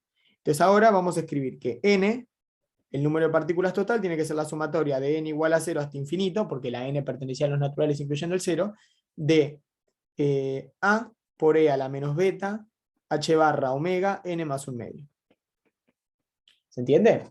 Entonces esto, si nosotros podemos agarrar y haciendo un poquito de álgebra, entonces vamos a ver que esto es menos beta h barra omega sobre 2, por la sumatoria de n igual a 0 hasta infinito, de e a la menos beta, h barra omega n. ¿Está bien? ¿Me están siguiendo? Hace mucho que no los escucho hablar. Sí, sí, va bien. Bien. Entonces, nosotros lo que tenemos claro, porque ustedes deben estar escribiendo, y como normalmente no escriben, no puedes escribir y hablar. Bien, entonces ahora nosotros voy a poner acá el spoiler no, digo, el consejito, que es el tema de la suma geométrica, que esto, la suma geométrica, estaba en la consigna, mira. Bueno, la suma de un número de A, o sea, la sumatoria de A a la n, de n igual a 0 hasta infinito, es 1 sobre 1 menos A. Todo esto si el módulo de A es menor a 1. ¿Está bien? Bien. Entonces seguimos, ¿está bien? Hago acá estrellita. Entonces, nosotros sabemos que entonces esto me va a dar a e a la menos beta h barra omega sobre 2 sobre 1 menos e a la menos beta h barra omega. ¿Está bien? ¿Estamos de acuerdo hasta acá? Bien. Acá, y esto es una cosa que acostúmbrese más o menos este truquito, porque es una cosa que uno va a usar un montón de veces, a partir de ahora en la carrera en general. Entonces, a partir de ahora en la carrera es una exageración lo que estoy diciendo. O sea, estoy diciendo que es un truquito que es útil, porque a uno en general le gustan más los senos y cosenos hiperbólicos. ¿Está bien? Yo puedo reescribir esto como e a la beta h barra omega sobre 2 menos e a la menos beta h barra omega sobre 2 por e a la menos beta h barra omega sobre 2. ¿Se dan cuenta? Es como que saqué un factor común e a la menos beta h barra omega sobre 2. Entonces, lo que me queda es que este y este se van, lo cual me viene bien, y esto me termina diciendo que n es igual a sobre 2 seno hiperbólico de beta h barra omega sobre 2. ¿Bien? ¿Estamos en sintonía? Sí, sí. Entonces ahora sabemos que nn, o sea el número de partículas con n, antes le había puesto delta, le saco el delta porque me parece medio feo. El número de partículas con n va a ser 2n, ¿está bien? Porque acá, o sea, esto parece, lo escribo, pero es una trivialidad, ¿no? 2n seno hiperbólico, beta h barra omega sobre 2.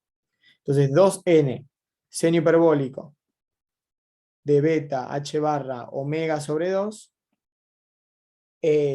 por e a la menos beta h barra omega n más 1/2. ¿Está bien? Entonces, ¿cuál era la primera parte del enunciado? Nos piden la energía media del oscilador y energía media del sólido. Genial. Bien.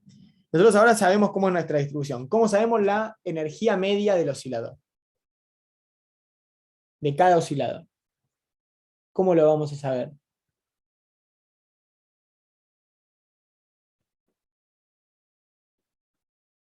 Esto lo saben, ¿no? Esto quiero por favor que alguien me lo diga porque me parece que es importante conceptualmente, porque es lo mismo que venimos haciendo una y otra vez y quiero ver si lo entienden.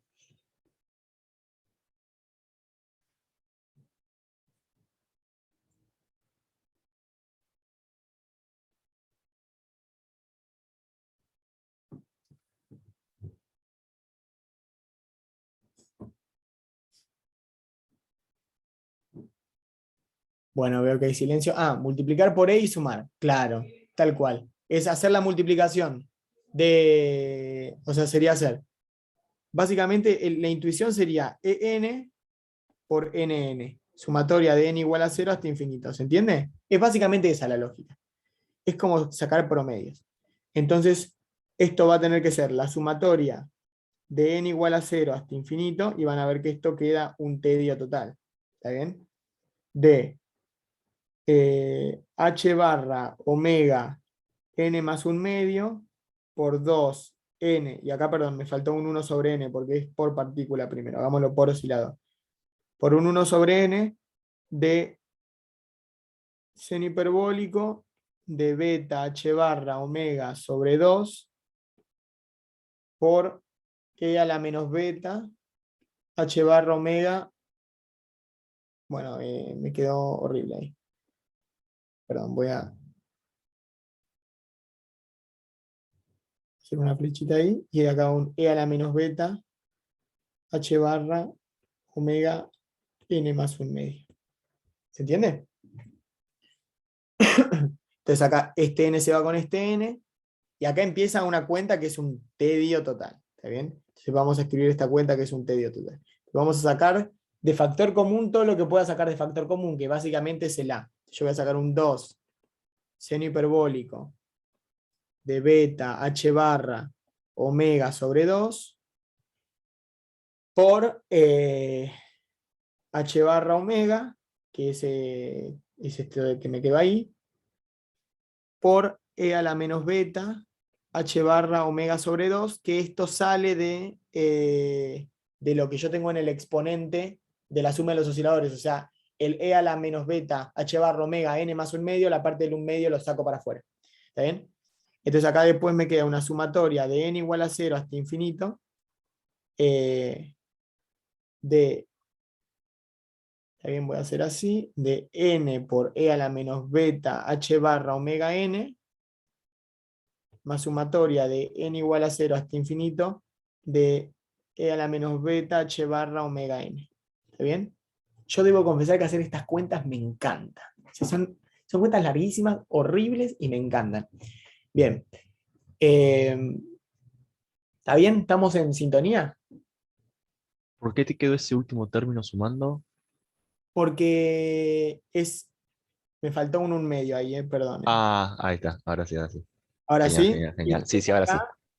Miren, pero por si acaso, ¿no? No te digo que lo necesites. Pero esto viene así, ¿está bien? Lo verde viene de lo verde. Lo rojo viene de lo rojo. ¿Se entiende? Sí, sí, ahora sí. No perdí a nadie, me interesa no perder a nadie acá, ¿eh? Bien. Entonces ahora vamos por...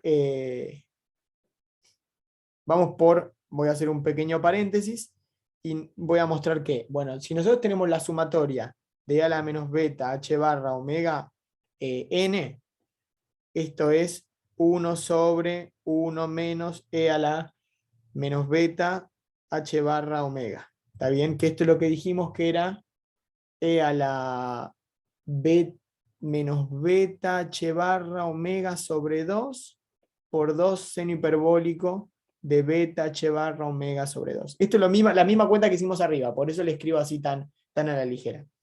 Ahora, acá vamos a usar el truquito este que usamos un montón de veces, que esto es lo mismo que, ¿está bien?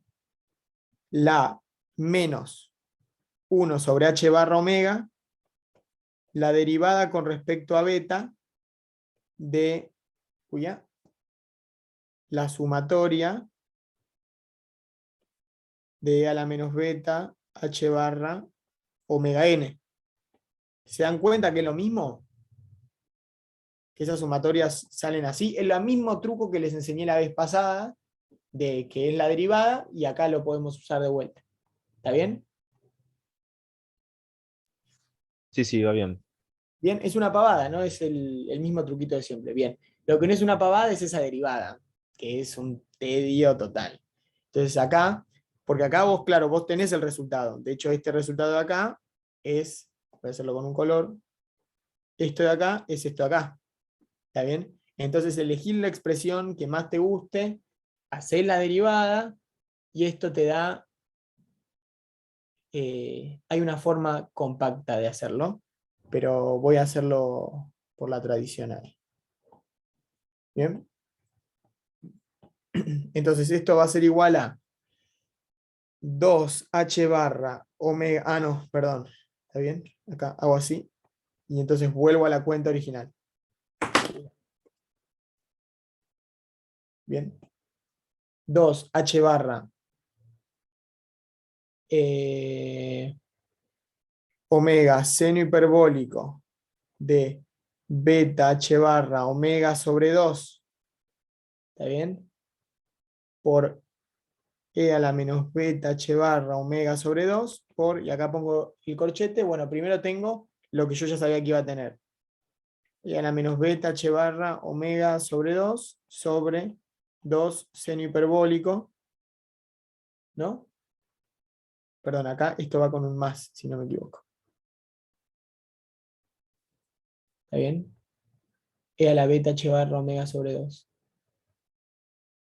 Ah, estoy dudando ahora si eso va con un más o con un menos. No, tiene que ser con un más. No quiero ponerme a revisar ahora la cuenta porque si no la clase se va a hacer infinita. Pero tiene que ser con un más. Sí, sí, tiene que ser con un más. ¿Está bien? A ver, podemos revisar arriba. Sí, es con un más, es con un más. Bien, perfecto. Acá seno hiperbólico de beta h barra omega sobre 2. Más, y esto es lo que te queda que es espantoso, un 1 sobre 4. Acuérdense que teníamos un 1 medio. Seno hiperbólico cuadrado de beta h barra omega sobre 2. Ay, nada, no era tan feo, ¿está bien? Pero si hacen esta derivada les da esto de acá. ¿Está bien? Que acá hay un factor 1 medio. O sea, te va a dar 1 sobre 2 seno hiperbólico cuadrado de beta h barra omega sobre 2. ¿Está bien? Bien.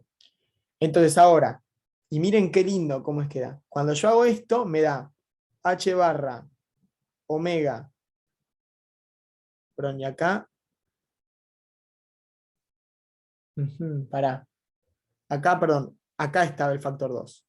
Acá no tenía el factor 2. Eso sale directamente de la cuenta. Y acá este 4 tiene un factor 2. Ahí está. Entonces eso te da h barra omega sobre 2, o sea, el primer término, voy a hacer otra vez lo de sombrearlo. Este término te da esto de acá. ¿Está bien? Y el segundo te da una cosa que es espantosa. ¿Está bien? Y yo 100% que es espantosa, pero se puede escribir, me parece que se puede escribir de una forma agradable, que es, pero bueno, no importa, lo voy a escribir de la forma fea. Era menos beta h barra omega sobre 2 sobre 8 seno hiperbólico de beta h barra omega sobre 2 por h barra omega. ¿Está bien? Tiene sentido porque las unidades son así. Entonces es lindo, ¿no? Porque vos lo que tenés es que el primer término... lo que tenés es que el primer término es lo que te da como la parte de como la energía base que vos tenés que tener, porque tu energía mínima, ¿se acuerdan? Era h barra omega sobre 2. Y después este otro es una cosa que es horrible. Entonces vos decís, ¿qué es esto? Bien.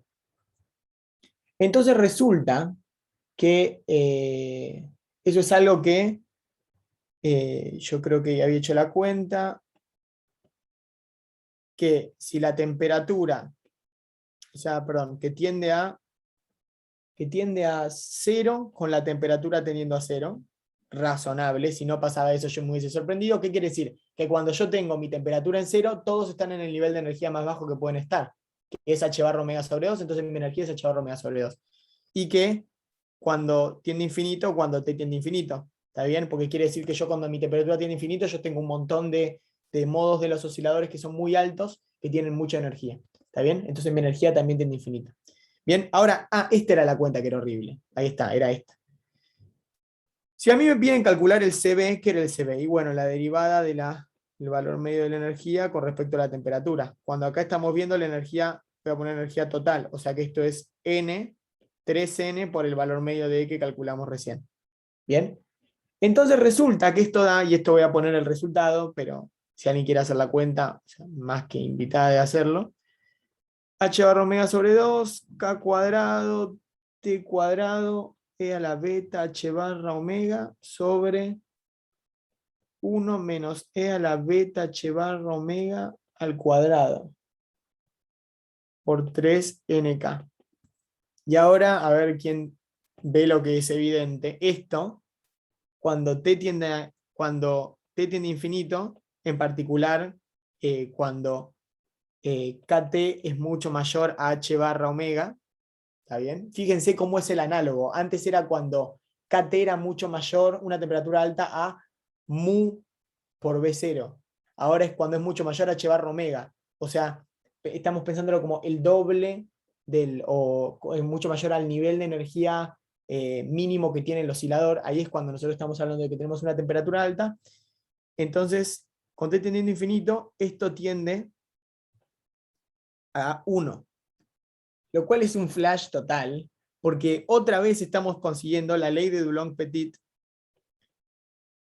de Dulong y Petit. Es la ley de Dulong y Petit que yo saqué la otra vez, y no sé si se acuerdan, pero la otra vez la habíamos sacado de una forma totalmente nada que ver. Nada que ver. Lo que tiene es que estas curvas son distintas, ¿está bien? Esto es mucho más físico que lo que nosotros estábamos haciendo la vez pasada. La vez pasada lo estamos haciendo directamente como pensando que nosotros teníamos osciladores. Nosotros pensamos un sólido, que teníamos un montón de osciladores, y decíamos, bueno, la energía media de cada oscilador tiene que ser bla, bla, bla. Y acá lo que nos está diciendo es una cosa genial, que es que si nosotros nos imaginamos un sólido como osciladores cuánticos, ¿está bien? Que tienen una energía que está discretizada, o sea que es una sumatoria, no una integral, ojo. Para temperaturas lo suficientemente altas, esto se vuelve indistinguible, ¿está bien? El CB, a lo que nosotros habíamos calculado pensando que eran resortes. O sea que un oscilador cuántico, un grupo de osciladores cuánticos, puedo imaginármelos como un grupo de osciladores para temperaturas lo suficientemente altas, lo cual tiene sentido, ¿está bien? ¿Por qué tiene sentido? Y sí, porque la cuántica y la física, digo, por la cuántica y la física es lo mismo, ¿no? Porque la cuántica y lo clásico, en un límite en el que la cuántica está en ciertas condiciones, tiene que ser igual, tiene que ser indistinguible, porque si no la física estaría rota, ¿está bien? Entonces, nosotros lo que nos vamos a dar cuenta es que esto es 3NR, ¿está bien? O 3N, si yo ahí puse 3, es o 3NR o 3N, lo escribo con 3NK, así es igual que lo que tengo yo.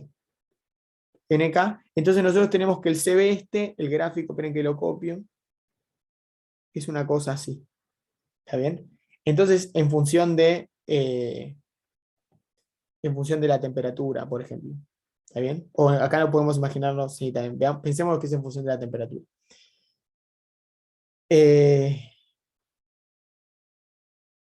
Entonces está espectacular, ¿no? Porque es es exactamente lo que nosotros, lo que uno querría, ¿está bien? O sea, ¿qué quiere decir? Que cuando en realidad nosotros calculamos el CB, nosotros estamos en un espacio acá, ¿está bien? Un espacio en el que efectivamente era 3NK. Uy, 3NK.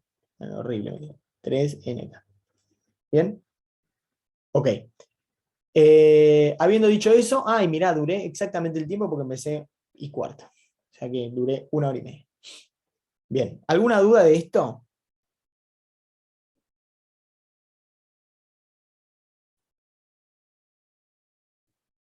No, se entendió bastante bien. Las cuentas del final, bueno, después uno las hace por cuenta Sí, propia. Pero sí, todo bien.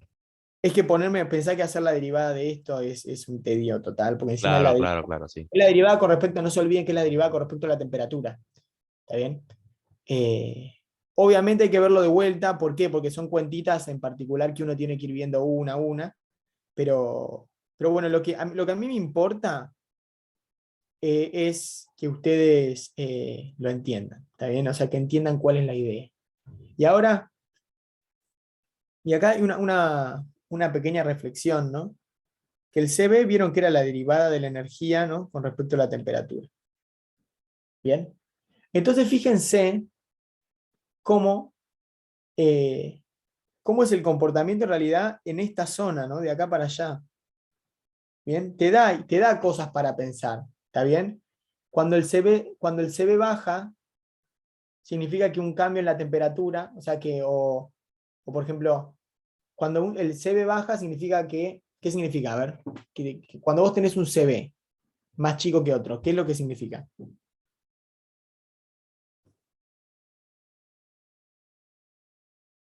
O sea, vos estás viendo cuánto sube la energía con respecto a, o sea, piensen que nosotros tenemos un gráfico de, no sé, la energía en función de la temperatura, ¿está bien? O sea, lo voy a hacer una cosa que está mal, ¿no? Porque a nada le pasa esto. Pero nosotros estamos viendo, estamos haciendo un zoom acá, ¿está bien? Estamos viendo la curva, estamos viendo que esto es el CB, ¿está bien? O sea, esto es lo que está, la pendiente de esa curva estamos imaginando que es el CB. Entonces que cuando se entiende la idea, es la derivada de la energía, cómo cambia la energía cuando cambia la temperatura, ¿está bien? Sí, eso sí. Bien, entonces, bueno, nosotros acá lo que tenemos es interesante pensar y reflexionar. Ahora no tenemos mucho tiempo, la verdad, pero reflexionar un poco qué pasa, qué significa que nosotros estemos bajando el CB, ¿está bien? Significa que cuando yo tengo un cambio de temperatura, entonces mi energía, o sea, para el Claro, mismo cambio, disminuye.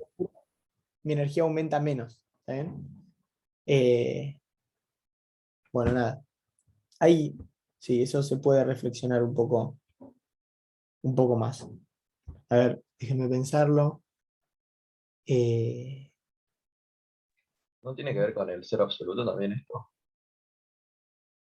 Vos, lo que te pasa acá es que cuando vos lo tenés en 0, ¿está bien? O sea, cuando tu CB llega a 0 y termina en 0, que es cuando vos tenés temperatura 0, ¿está bien? Entonces, ¿qué es lo que te está pasando ahí? Vos tenés todos los osciladores que están en el mínimo de la energía, ¿está bien?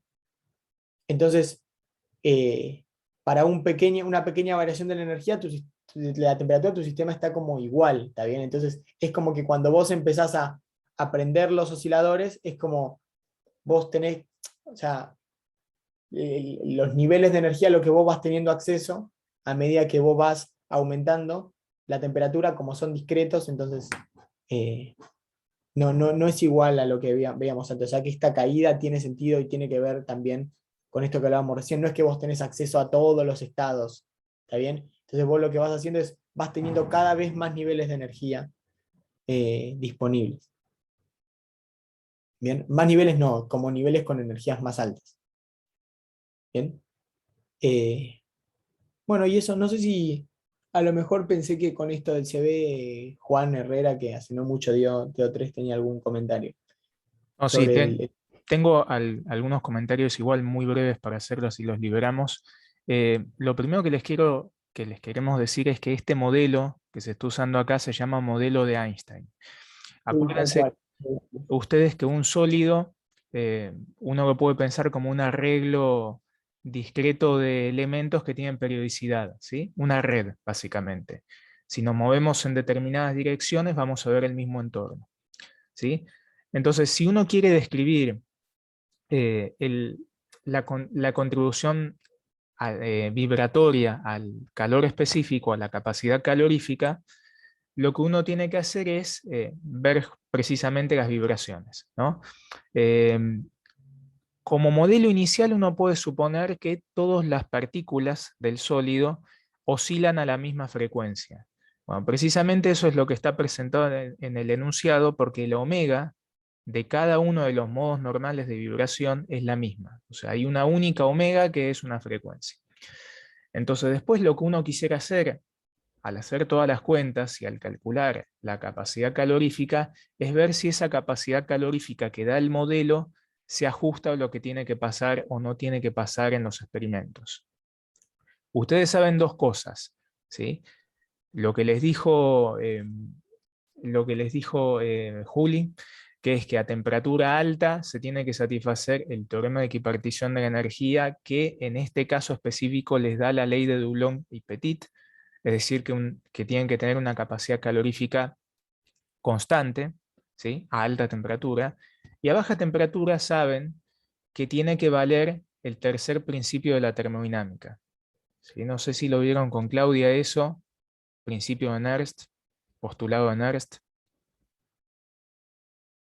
Es muy fácil de deducirlo, de enunciarlo. Lo podemos decir en 5 segundos. ¿Qué tiene que pasar a temperatura cero? Ok, se los digo. La entropía no era cero. Exactamente. A temperatura cero, la entropía tiene que ser cero, ¿sí? Pero bueno, nosotros habíamos visto una definición para la entropía. Voy a tomar una nota muy rápida acaso de lo que tenés vos, Juli.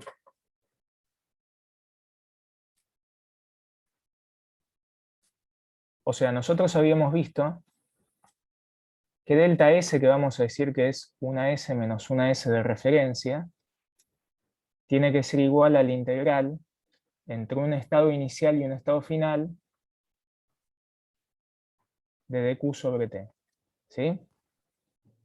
Bueno, si nosotros queremos que la entropía sea nula a temperatura cero, entonces, ¿qué tiene que pasar con el C? Perdón. Si querés, Juan, lo puedo escribir yo, así Dale, queda mejor. después el PDF. Sí, o sea, lo que dice Juan es, claro, como vos tenés S de t menos S0, entonces esto tiene que ser la integral entre T0 y T de Q a T. Entonces, esto es lo mismo que si uno escribiera la integral entre ahí puse un T0 que no va, de el CB, por ejemplo, por Exacto. dt sobre t. Ahora, ¿qué pasa si el T0 era 0? Entonces nosotros estamos integrando entre un lugar que tiene temperatura 0 y un lugar que tiene otra, ¿está bien? Entre estos dos lugares. Ahora, esta integral no puede ser divergente, ¿está bien? Y ahí no sé si querés enganchar a vos, Juan.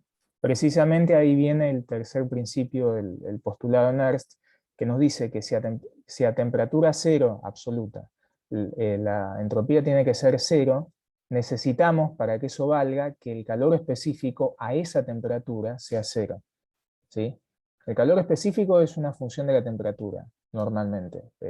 Los gases ideales, los gases en un amplio rango, tienen un CB que no depende de la temperatura, que es independiente. Pero en este caso ya vieron que depende fuertemente de la temperatura en determinado rango. Entonces eso, a temperatura cero se tiene que satisfacer que la capacidad calorífica sea nula, ¿sí?